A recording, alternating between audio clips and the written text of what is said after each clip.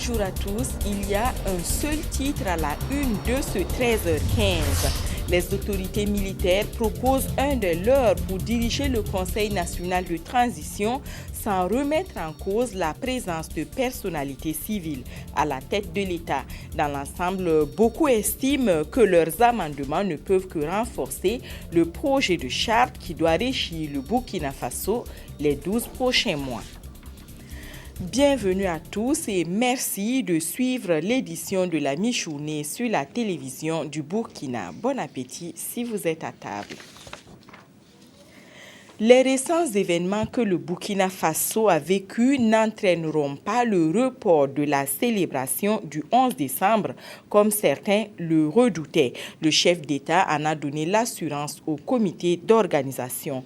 Le lieutenant Isaac Zida les a reçus mardi dans l'après-midi pour en parler. Et le président du conseil régional de la boucle du Mouhoun, qui faisait partie de la délégation, s'est exprimé à sa sortie d'audience au micro de Jacques Lamissa Tarpaga. Rencontrer des autorités très décidées à ce que la fête se passe à Dédougou et aussi à exprimer qu'il y a la continuité de l'État. Je crois que pour nous au niveau régional, nous étions très avancés dans l'organisation de cette fête. Et ce qui nous réjouit, c'est que la fête va se dérouler comme il avait été prévu. Toutes les infrastructures prévues vont être réalisées. Et toutes les festivités qui ont été prévues vont se dérouler normalement.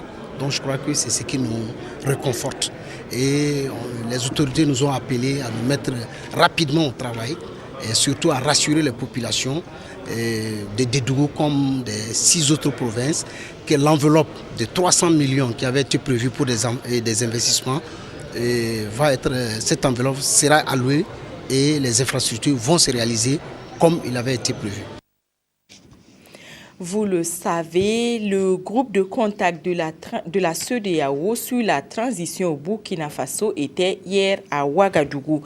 Les présidents sénégalais et togolais ont rencontré les forces vives engagées dans le processus de sortie de crise. Au cœur des échanges, le projet de charte que les militaires ont amendé. Le point avec Jacques Lamissa Tarpaga.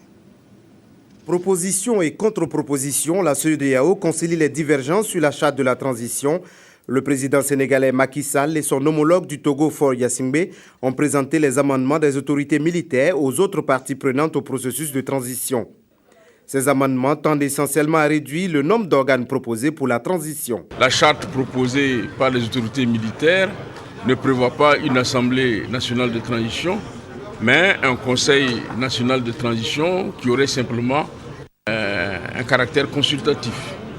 Et les organes que nous avions mis en place, le Conseil national de la défense, est supprimé, de même que les structures que nous avons mis, et notamment la Commission de réconciliation nationale et des réformes. Dans leurs propositions, le président du Conseil national de transition serait un militaire. Le Conseil national de transition serait alors composé de 75 membres, à raison de 15 représentants par composante.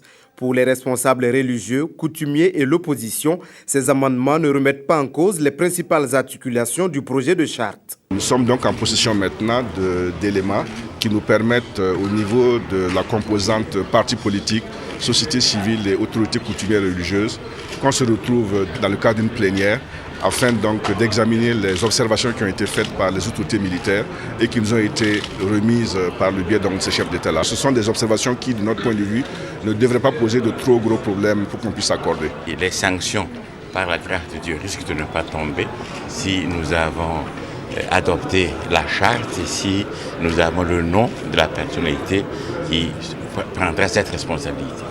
Donc nous rentrons un peu soulagés et assez satisfaits. Les émissaires de la CEDEAO estiment qu'il y a une avancée significative dans le processus. Une fois que la charte est consensuelle et adoptée, le reste va aller très vite puisque pour le choix de l'autorité de transition, du président de transition, tous sont d'accord sur le profilage et sur le fait que ce soit une autorité civile, tout comme pour le choix du Premier ministre. Maintenant, c'était sur le choix des différents organes de transition qu'il y avait des divergences de vues, Mais en principe, tout devrait rentrer dans l'ordre. Ce mercredi, l'opposition, la société civile, les religieux et les coutumiers se concertent pour apporter des observations sur les amendements des autorités militaires à la charte.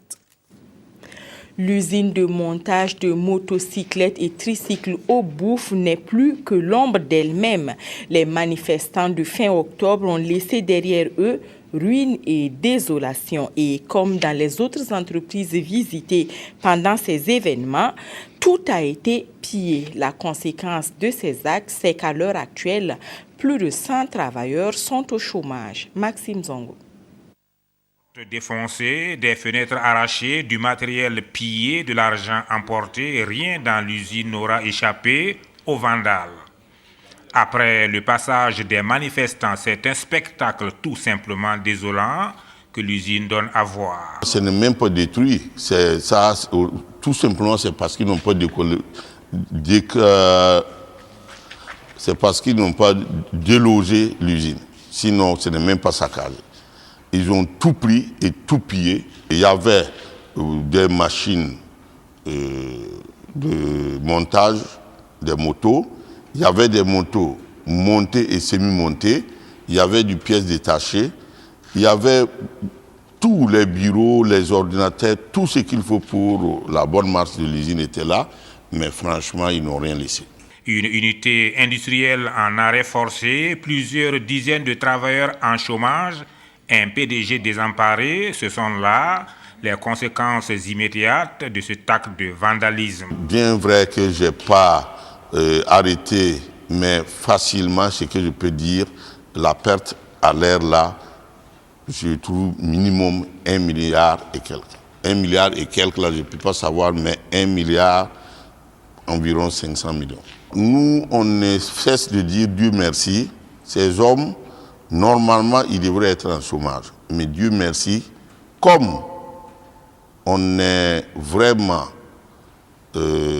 humain et on lutte contre le chômage, ces hommes, on ne va pas les mettre à la porte. Après le choc, les responsables de l'unité industrielle pensent déjà à l'avenir. Un avenir qui va s'appuyer sur les autres réseaux du groupe. Car au Bouf Industrie, c'est également d'autres activités basées en Côte d'Ivoire, au Nigeria, au Togo et bientôt en Angola. Ces événements ont profondément blessé et meurtri de nombreux Burkinabés. À Bobo-Dioulasso, le gouverneur des Hauts-Bassins a rencontré les autorités coutumières et religieuses. Il leur a transmis le message du chef de l'État qui compte les rencontrer très prochainement. Nébilma Joseph Bakouan leur a aussi demandé de continuer à travailler à l'apaisement des cœurs pour le retour d'une paix durable au Burkina Faso. Christine Koulibaly. Du canton de Bobo-Dioulasso à l'archevêché, en passant par la représentation de la Fédération des églises et missions évangéliques, la communauté musulmane et d'Agasso, le gouverneur de la région des Hauts-Bassins et sa suite ont rencontré les leaders coutumiers et religieux de la ville de Sia. Nébilma Joseph Bakouan est allé leur livrer un message du chef de l'État. Celui-là même qui entend les rencontrer dans les jours à venir.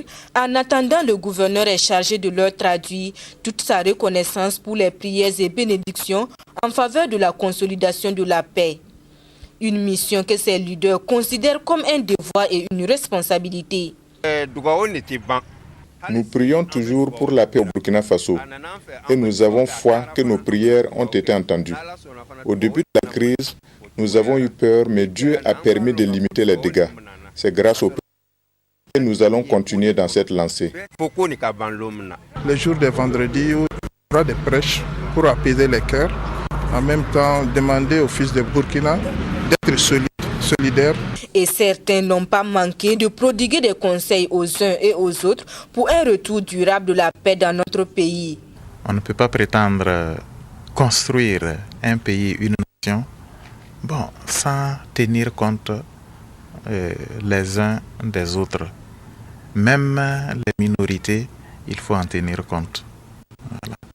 Et souvent, nous avons ce principe qui choisir et tenir le moins parfait dans la cohésion, dans l'unité, que de pousser au meilleur dans la désunion, parce que ça fait toujours éclater la société. Nous sommes à une phase très importante où nous devons regarder dans la même direction. Et pour ce faire, nous avons besoin de nous pardonner. Le pardon est essentiel, important à la vie. On ne peut pas vivre à deux sans pardon.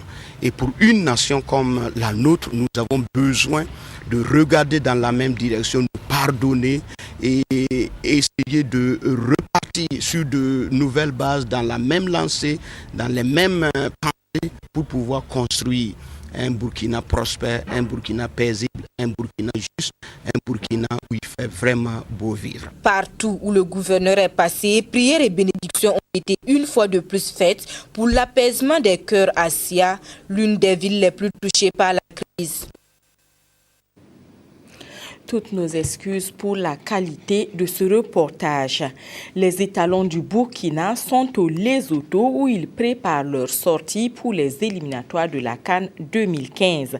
Pour la première séance d'entraînement et la deuxième qui a eu lieu lundi, ils étaient 11. Retour sur les premières foulées des étalons au Lesotho avec nos envoyés spéciaux Lassina Ouattara et Yacouba Ouedraogo. Deuxième séance d'entraînement pour les étalons ce mardi soir. La première, qui a eu lieu dans la matinée, a été interdite d'accès aux journalistes. Comme toujours, Paul Put est le premier sur la pelouse. Impossible donc de traîner les pas côté joueurs. Un constat s'impose cependant. C'est l'état déplorable de la pelouse de ce terrain d'entraînement. On donne, c'est deux toujours, on prend un jour. Ok, go, ouais. Le terrain, c'est pas bien, c'est catastrophe pour le dire, mais on doit faire le mieux parce qu'on joue un match important et on doit garder le moral. Malheureusement, c'est pas mon choix, mais il faut accepter les choses comme ça. Alors on va essayer de jouer sur le moral des joueurs, sur le mental, et on va tout faire, on va essayer de faire notre mieux ici. Difficile, mais il faut faire avec et tous les exercices physiques, techniques et tactiques sont testés. L'ambiance est habituelle pour les 11 anciens présents jusque-là. Mais nouvelle pour le néo-étalon Banou Diawara, l'attaquant du RCB. Depuis la saison passée, j'ai pensé à la sélection, mais pas comme ça. Vraiment, je suis très content d'être ici. L'équipe nationale, là, vous-même vous le voyez, la porte est ouverte. C'est de me battre et puis toujours penser que j'aurai ma chance. Lui a eu sa chance et l'a bien saisi. Aristide Bansé retrouve le groupe étalon en pleine forme après avoir manqué le rendez-vous du 15 octobre contre le Gabon à Ouagadougou. Si c'est la forme, en tout cas, ça va. Voilà. Ouais, bon, c'est une petite blessure, quoi, une petite blessure durant les 2 semaines. Voilà. Bon, normalement, j'ai repris les entraînements. Je crois, il y a 19 jours. Voilà. Si en forme, ça va. Nous, on est venu ici pour faire un résultat. Voilà, pour faire un résultat positif, pour terminer le dernier match contre Angola. Voilà, en force quoi, chez nous. Un moral de fer nécessaire sans doute, car la guerre psychologique, elle, a commencé et est bien visible à travers cette pelouse de fortune, alors que la pelouse synthétique du Seseto Stadium de Maseru attend les étalons ce samedi 15 novembre. Comprenez donc. Un mot de sécurité routière avant de refermer cette édition. Tous les acteurs de la sécurité recommandent aux usagers de la route de faire attention aux élèves. C'est l'occasion de rappeler que la vitesse est limitée à Ouagadougou et dans les agglomérations à 40 km à l'heure. Et à la sortie des écoles, c'est souvent difficile pour ceux qui repartent avec leurs enfants de traverser. Et que dire quand les enfants font de la route un terrain de jeu? Ces images ne sont pas un montage, c'est ce qu'une de nos équipes a pu saisir sur l'échangeur de l'Est à Ouagadougou. Cela peut vous faire sourire, mais une chose est sûre, cette balade aurait pu tourner au drame. C'est tout pour aujourd'hui. Bon après-midi à toutes et à tous.